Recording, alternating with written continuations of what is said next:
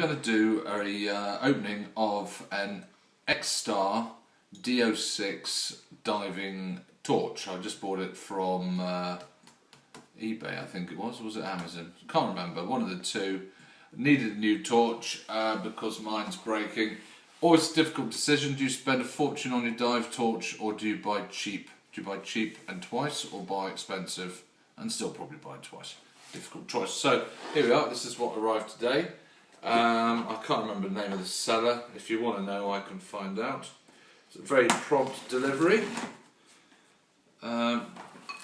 Looks like nice packaging, not a ridiculous sized box like you sometimes get from Amazon. And you get a thimble in a box the size of a washing machine, which is often what they do. What I'm also going to do over here, if you have a look over here, is a selection of other dive torches, but I'll go through that in a review in a minute. So, back to the box, here we go. One little bill, and you get a lovely little box within a box. So this comes with its own little carry case. So if I want to go around going, oh look at me, I'm a diver with a dive torch, I can do that, and that's very important, I find, in life. So, open it up. And inside you have, oh, it's nicely presented with a bit of like James Bond style added bubbly bits. Instruction manuals, we can go through that later. A UK plug. USB charger, so that's going to be handy when you're on a liverboard or somewhere. So you can be charging your phone and everything with this. That could be quite handy. And this is the torch itself. Okay, it's called the brand is called Xtar. I don't know much about them, but they seem to have good reviews. Seems nice and solid. It's not too big. Fits in the palm nicely, and it's got a sliding switch to control the strength of it. Okay, that was something I wanted. Let me just show you this one. This is my last dive one. I bought this one cheaply. Now look. I've just picked it up and the thing's gone off. This has a magnetic twist switch, and basically over the last year that has got weaker and weaker and has a tendency to switch itself on and off inside my BCD, which is no good at all. Lovely bright torch, just shine at the camera there for a moment. But, and it was a very good value, I think it was under 20 quid. But the magnetic switch is gone to pants, unfortunately. Okay. Actually, look, since I'm at it, let's just continue. This is my wife's dive torch, an Innova, and that has, I don't know what model it is. Do you know, Ruthie? No. It's got on and off switch on the bottom there, nice and bright. And this has caused you not a moment's bother, but I think we went to buy another one and they no longer made it, unfortunately. But that was a good little torch. We replaced it with a different type of Innova, and that broke, that flooded within one dive. Okay, so what else do you get with this? You get a little sachet of silicone gel, so that's quite nice. That'd be handy for my camera. And then you get a battery charger there. And even you have, when you take your car diving with you, you've got an in-car charger, which is very handy.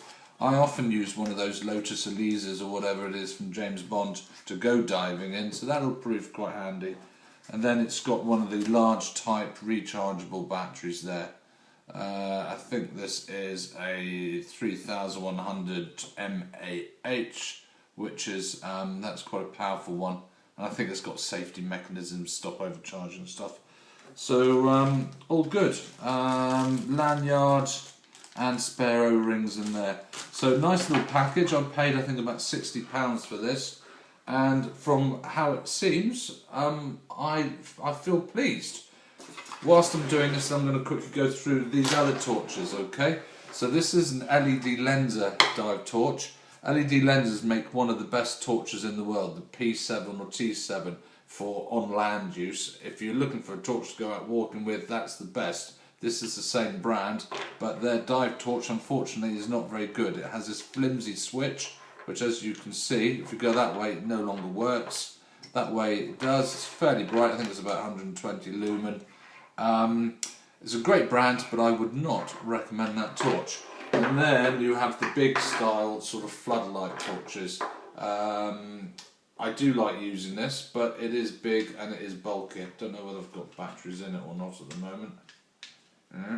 Yes, I have. Not very bright, as you can see, but it does do a bit of more of a flood beam. But if you're travelling abroad, that's going to cost you a fortune.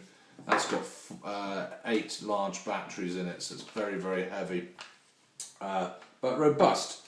So there's sort of different choices you have. Thank you for watching my review. If you have any questions, contact me. Cheers. Okay guys, we're going to do just a quick test on the brightness of these 5 torches. I just picked a random amount plus my new Xtar D06. First the Princeton, which is sort of a broad beam. I've got to admit these are not the newest of batteries, but that's what that's like. Next up is the LED lenser. There's an awful lot of fake LED lenses on the market, so if you only pay about a tenner from China, it's going to be a fake, okay? I think they normally retail about 40 quid for the proper things. Let's have a look.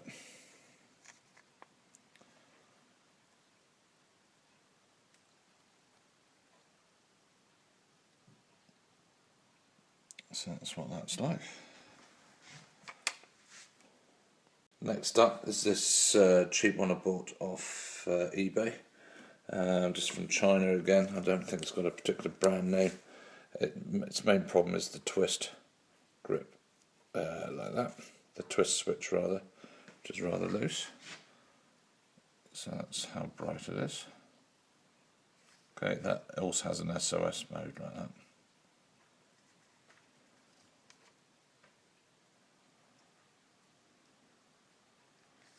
Okay. Next one is the intova, which is my wife's one. This is she's had this for 2 years now without a moment's problem.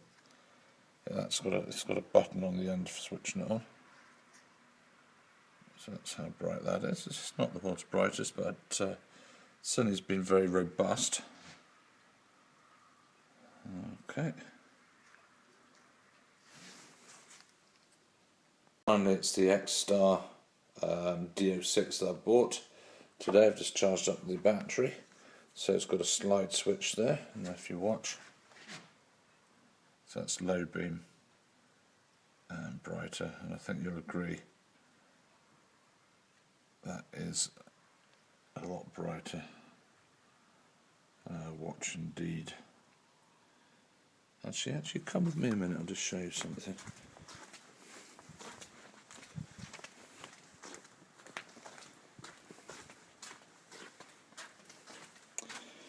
Here are a couple 100-year-old cannonballs that I found, and a rifled, muzzled missile, which will be hollow. There'll be sand in that, which I found as well. That's a 64-pound missile.